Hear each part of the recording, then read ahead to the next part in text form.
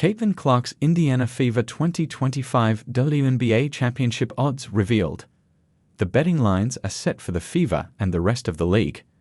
As an individual player, it was clear just how far star guard Caitlin Clark had come from her initiation into the league back in May through the Olympics break in August and on into the playoff run made by her team, the Indiana Fever. The Fever was swept out of the playoffs in 2 games by the Connecticut Sun, but the mere fact that they were there at all was news. The Fever had not been a playoff team since 2016. And it helped that after a 1-8 start, Indiana had whipped up a 19-12 record to finish 20-20 and earn a playoff berth.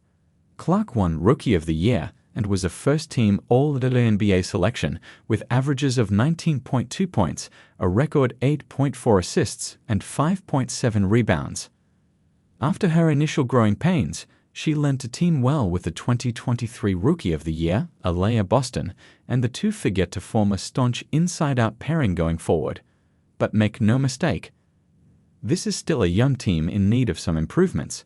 They need to get better defensively as a team, and with a significant defensive stopper they can either draft or sign in free agency.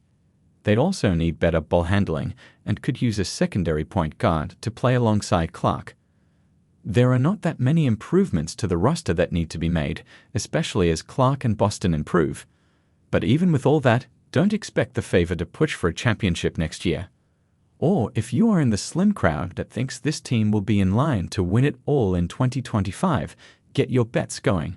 Because ESPN revealed its betting odds for the 2025 WNBA Championship on Monday, and the Fever still have great odds. The leaders are, of course, the defending champ Liberty at +200.